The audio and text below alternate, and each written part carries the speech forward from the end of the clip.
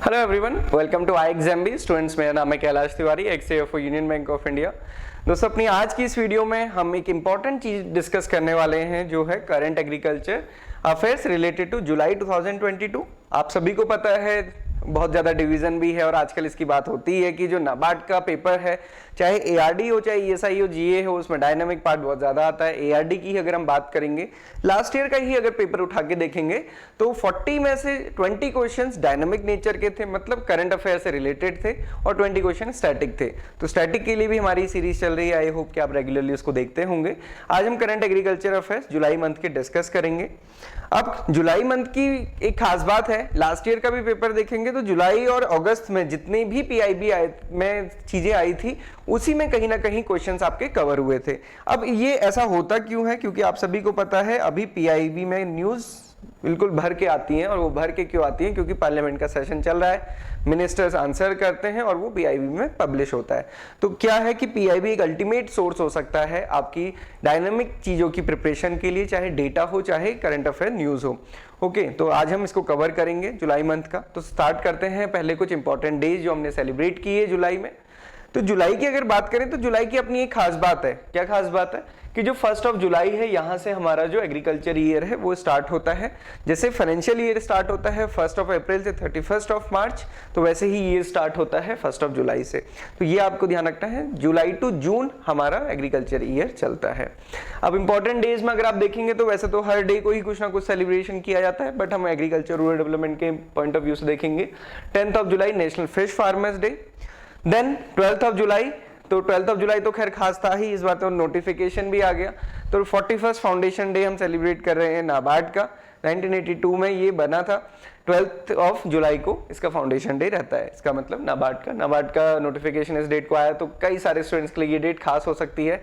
Definitely उन student के लिए तो होगी जिनका भी सिलेक्शन होगा, क्योंकि कुछ ना कुछ जो स्पेशल डेज में होता है तो वो हमेशा याद रहता है। मतलब आप 10 साल के बाद भी कह सकते हैं जब आप फाउंडेशन डे सेलिब्रेट करेंगे नाबार्ड के अंदर कि इस दिन ही नोटिफिकेशन आया था।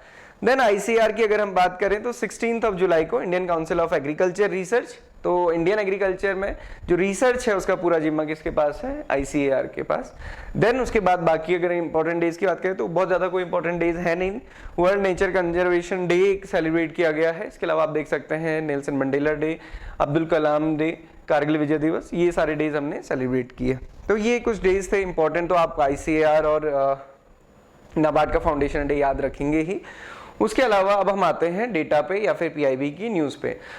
तो सेकंड एडवांस एस्टिमेट रिलीज हुआ हॉर्टिकल्चर का। सेकंड एडवांस एस्टिमेट जो हॉर्टिकल्चर का लास्ट ईयर रिलीज हुआ था, उसमें एक बहुत अच्छी खास बात थी। उसमें अच्छी खास बात क्या थी कि उसमें स्टेट वाइज रैंकिंग दी थी। इस बार स्टेट वाइज रैंकिंग नहीं दी है, इस बार केवल टोटल प्रोडक्शन और एरिया दिया है। तो हालांकि ये अच्छा है कि आपको याद करने के लिए आपको बच सकते हैं, बट उससे रिलेटेड क्वेश्चंस मेंस में पूछे गए थे, प्रीलिम्स में उतने ज्यादा नहीं पूछे गए थे। तो सेकंड एडवांस एस्टिमेट अगर हम देखेंगे तो एरिया कितना है? 27.74 मिलियन हेक्टेयर, प्रोडक्शन कितना है? 341.63।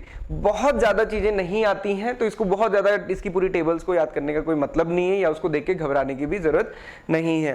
देन कृषि विज्ञान केंद्र केवीके की अगर हम बात करें तो टोटल नंबर ऑफ केवीके 731 है। वेरियस पीआईबी में ये मेंशन भी हुआ है पूरे महीने में। केवीके बहुत इंपॉर्टेंट होते हैं for the purpose of agriculture extension. Agriculture extension क्या होता है? जो रिसर्च है, रिसर्च कहाँ हो रही है? किसी रिसर्च इंस्टीट्यूट में। अब उस रिसर्च इंस्टीट्यूट से फार्मर के फील्ड तक कैसे ले जाया जाएगा, ले जाने में क्या दिक्कत है? तो उसके बीच में जो कड़ी है जो उसको एक्सटेंड करती है रिसर्च को, मतलब कोई अच्छी वैरायटी अगर रिलीज हुई तो फार्मर को भी पता चलना चाहिए ना, फार्मर ने ही तो ग्रो करना है। तो उसके लिए जो वर्क करते हैं वो कृषि विज्ञान केंद्र करते हैं, और इसके पीछे जो साइंस है या स्ट्रीम है वो एग्रीकल्चर एक्सटेंशन है। ये क्वेश्चन भी बेसिकली पूछा जा सकता है, तो ये आपको ध्यान रखना है। Then state ranking under national food security act, अब ये आया है तो इसके साथ एक इसका भाई भी है, वो है एनएफएसएम। तो आप मुझे बताइए कि एनएफएसए और एनएफएसएम में क्या डिफरेंस है? कमेंट बॉक्स में बताइएगा। कई सारे स्टूडेंट्स आंसर करते हैं, जो भी मैं क्वेश्चन पूछता हूं तो वो काफी अच्छा लगता है देख के। और ये भी अच्छी चीज है कि उसमें कई सारा फिर डिस्कशन भी स्टूडेंट्स का होता है, तो वो भी अल्टीमेटली ठीक है, बट बहुत ज्यादा डिस्कशन ना करें। सोशल मीडिया पे क्या ही फायदा होता है कि मतलब हमारा टाइम जाता है कहीं ना कहीं, तो बट आंसर जरूर करें। तो फर्स्ट स्टेट है जनरल कैटेगरी में ओडिशा, सेकंड है उत्तर प्रदेश, थर्ड है आंध्र प्रदेश। तो ये नेशनल फूड सिक्योरिटी एक्ट के अकॉर्डिंग है। देन ऑर्गेनिक कल्टीवेशन एरिया अगर हम देखेंगे 2021-22 में ये इंक्रीज हुआ है 59.12 लाख हेक्टेयर और ये कितना है 4.22% ऑफ द कल्टीवेबल लैंड। तो कल्टीवेबल लैंड कितना है 140 मिलियन हेक्टेयर। तो ये भी आपको ध्यान रखना है कि अराउंड 140 या कहीं पे 141 मिलियन हेक्टेयर हमारा कल्टीवेटेड एरिया है। देन परंपरागत कृषि विकास योजना, तो ये तो केवल सब्सिडी यहाँ पे मेंशन की है। ये भी चीज आपको ध्यान रखना है कि जो सब्सिडी है परंपरागत कृषि विकास योजना में, जो टोटल सब्सिडी है वो 50,000 rupees per hectare for 3 years दी जाती है। But for the organic inputs अगर 50,000 का बाइफर्केशन करेंगे तो उसमें 31,000 ऑर्गेनिक इनपुट के लिए है, देन कुछ मार्केटिंग के लिए होती है, देन कुछ पैकेजिंग और वो डिफरेंट चीजों के लिए रहती है। देन एक दूसरी स्कीम है जैसे PKVY परंपरागत कृषि विकास योजना है, ऐसे ही जो नॉर्थ ईस्ट रीजन है उसके लिए MOVCDNER, तो ये स्कीम का नाम है mission organic value chain development in north east region. तो इसके लिए जो फाइनेंशियल असिस्टेंस दी जाती है 32,500 दी जाती है अगेन ऑर्गेनिक इनपुट्स के लिए। न्यू अपॉइंटमेंट हुए ICAR Indian council of agriculture research, तो उसके जो नए DG हैं, इससे पहले डॉक्टर त्रिलोचन महापात्रा जी थे, अभी डॉक्टर हिमांशु पाठक जी को इनका नया DG या फिर जो सेक्रेटरी डेयर होते हैं, डेयर इज द जो दूसरा डिपार्टमेंट है मिनिस्ट्री ऑफ एग्रीकल्चर के अंदर, department of agriculture research and extension, उसके ये सेक्रेटरी हैं। देन 11th एग्रीकल्चर सेंसस को लॉन्च किया गया। लॉन्च का मतलब है कि पब्लिश नहीं किया गया है, रिपोर्ट नहीं आई है, स्टार्ट हुआ है, हर 5 साल में होता है, कोविड की वजह से लास्ट ईयर नहीं हो पाया तो अब होगा। इससे पहले जो हमारे पास अभी अवेलेबल डेटा है वो 2015-16 के अकॉर्डिंग है। तो 28 जुलाई 2022 से ये स्टार्ट हुआ, फील्ड वर्क स्टार्ट होगा अगस्त में। क्या चीज है इसमें हम आगे देखेंगे। एग्रीकल्चर इंफ्रास्ट्रक्चर फंड, इसमें फाइनेंशियल सपोर्ट का क्या है वो ये था। देन अब हम आते हैं कुछ खबरों में।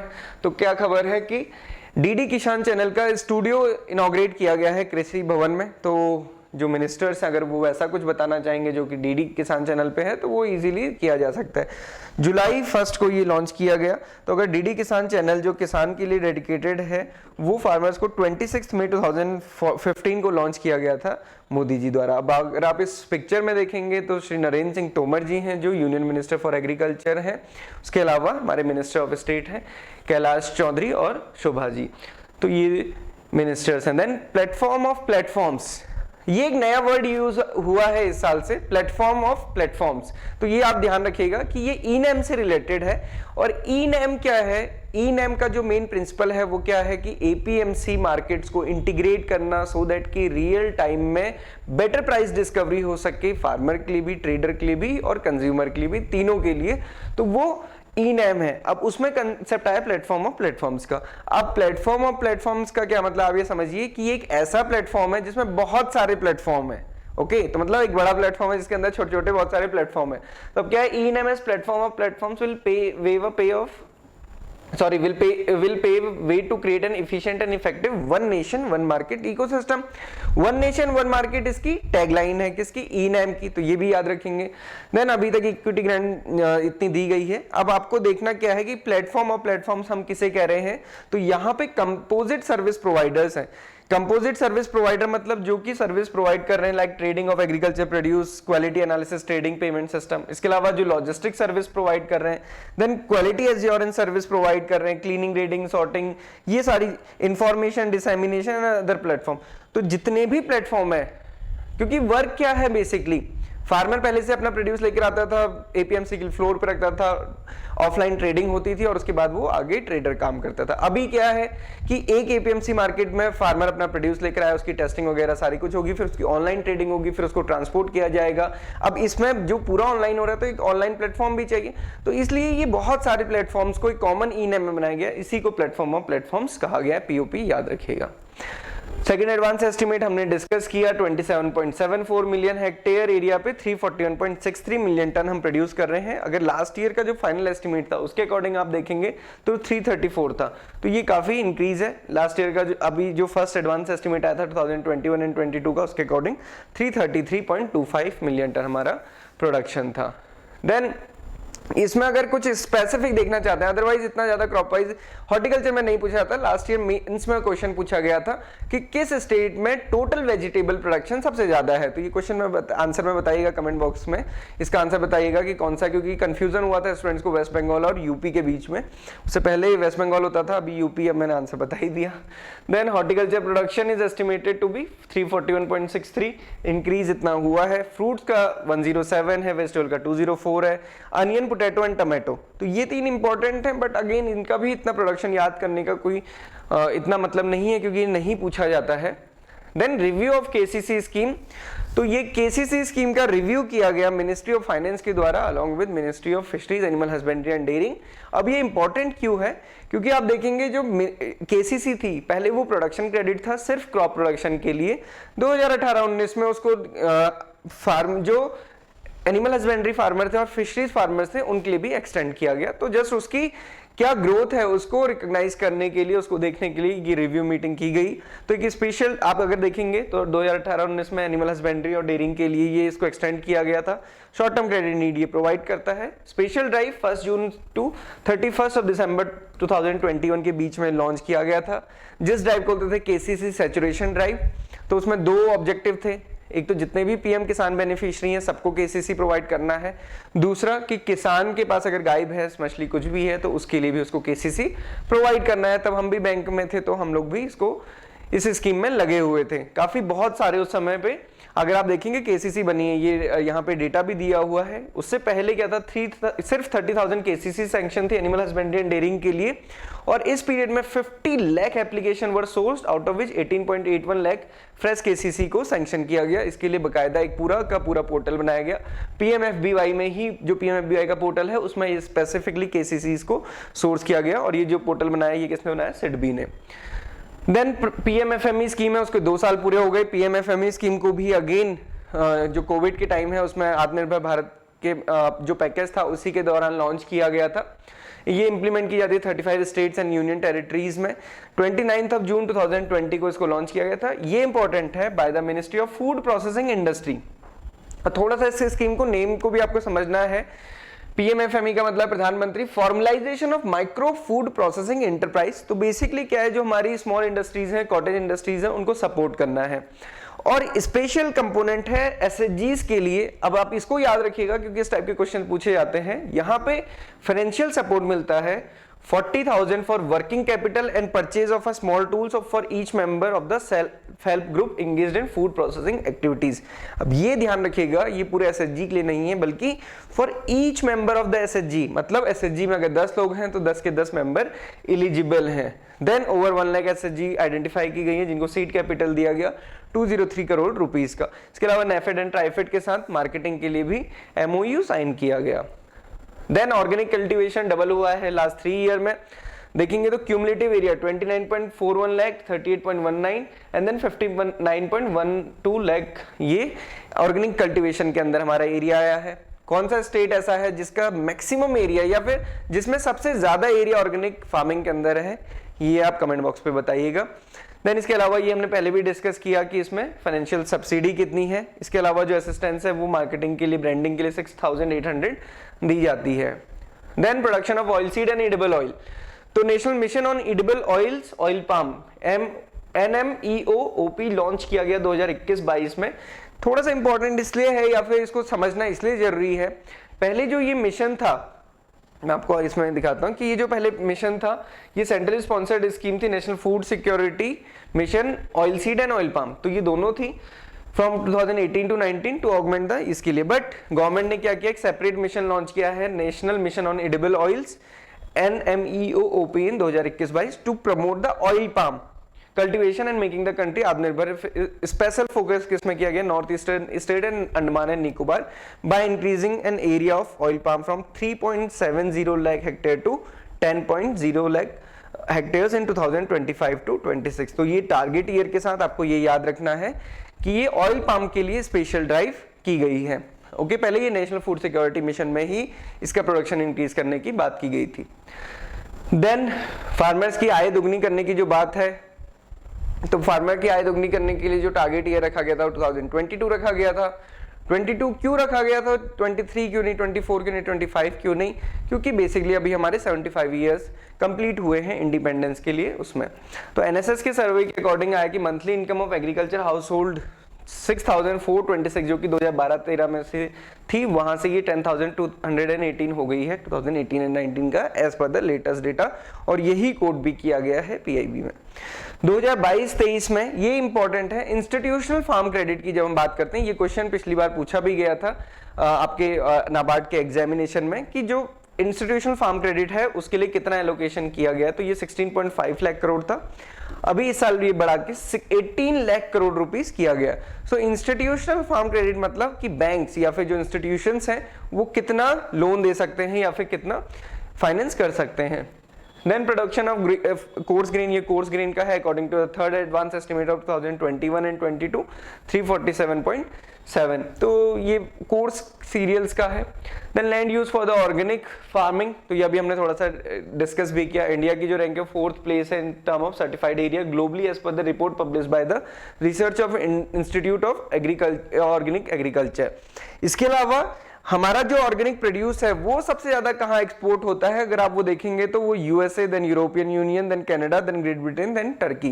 तो मे बी ये एक्सपोर्ट डेस्टिनेशन पूछी जा सकती है, तो ध्यान रखना कि यूएसए सबसे बड़ी एक्सपोर्ट डेस्टिनेशन है, और बाकी लैंड का तो इससे पहले भी हमने अभी डिस्कस किया था। कुछ ब्रांड्स है स्पेशल जो पीकेवीवाई के अंदर हर एक स्टेट में बने हैं related to the organic farming. तो मध्य प्रदेश, ये क्योंकि बहुत इंपॉर्टेंट स्टेट है, मैंने क्वेश्चन भी पूछा इससे रिलेटेड आपके पास, मेड इन मांडला, तो ये यहाँ का ब्रांड है। उत्तराखंड में ऑर्गेनिक उत्तराखंड, तमिलनाडु में Tamil Nadu organic product TOP, then Maharashtra में सही organic Nashik organic and Gadchiroli organic farming, Jharkhand में जैविक Jharkhand from the land of Jharkhand, Chhattisgarh, Punjab, Tripura, इस टाइप से ये ब्रांड नेम्स हैं स्टेट के, जो स्टेट की ऑर्गेनिक सर्टिफिकेशन या फिर ऑर्गेनिक प्रोडक्शन है उसके लिए। देन एग्रीकल्चर सेंसस, तो मैंने आपको बताया कि एग्रीकल्चर सेंसस को स्टार्ट किया गया है, अगस्त से इसका डेटा लेना स्टार्ट होगा, हर 5 साल में ये किया जाता है क्विनक्विनली। यही क्वेश्चन पिछली बार पूछा था कि एग्रीकल्चर सेंसस कितने साल में होता है, तो पिछले साल नहीं हो पाया था आई थिंक, इसलिए उन्होंने इस बार पूछा था, तो इस बार सेंसस स्टार्ट हो गया, तो मे बी इससे कोई क्वेश्चन आ जाए। और इस बार ये फर्स्ट टाइम होगा कि जो डेटा कलेक्शन है एग्रीकल्चर सेंसस का वो कैसे होगा, स्मार्टफोन और टैबलेट में। सो डिजिटल डेटा अवेलेबल हमेशा रहेगा, हर टाइम रहेगा और रियल टाइम में रहेगा। ये मेन सोर्स ऑफ इंफॉर्मेशन होता है एग्रीकल्चर पैरामीटर्स का। बेसिकली आप देखेंगे number and area of the operational holding, their size, class wise distribution, land use, tenancy in the cropping pattern. तो ये हमने डिस्कस किया भी है कि हमारी एवरेज लैंड होल्डिंग कितनी है, ऑपरेटेड एरिया कितना है, ऑपरेशनल होल्डिंग कितनी है, कितने फार्म में मार्जिनल में है, कितने स्मॉल में है, या क्या कैटेगराइजेशन है। देन DNRLM में मिनिस्ट्री ऑफ रूरल डेवलपमेंट, तो ये तो एक क्वेश्चन यहीं पे हो गया कि दीनदयाल उपाध्याय अंत्योदय योजना, नेशनल रूरल लाइवलीहुड मिशन किसके अंदर है, मिनिस्ट्री ऑफ रूरल डेवलपमेंट के अंदर है। एसएचजीस के लिए जो काम करता है वो DNRLM ही करता है। उन्होंने ऑर्गेनाइज किया उद्यमिता पखवाड़ा फ्रॉम 1 जुलाई टू 15 जुलाई। तो बेसिकली आजादी का अमृत महोत्सव के अंदर यही प्रोग्राम भी हुआ, मिनिस्ट्री ऑफ रूरल डेवलपमेंट ने ऑर्गेनाइज किया। सेक्रेटरी इनॉग्रेटेड द पखवाड़ा वर्चुअली ऑन 1 जुलाई। तो बेसिकली एंटरप्रेन्योरशिप डेवलपमेंट के लिए इसको किया गया था under the ministry of rural development. तो उद्यमिता पखवाड़ा, तो ये आप रख सकते हैं कि ये किसके लिए, किसके अंडर हुआ था, DNRLM के अंदर। बाकी इसमें बैंक्स नहीं या फिर बाकी सारे जितने भी एंटरप्रेन्योर हमारा समाज है उन्होंने इसमें पार्टिसिपेट किया था।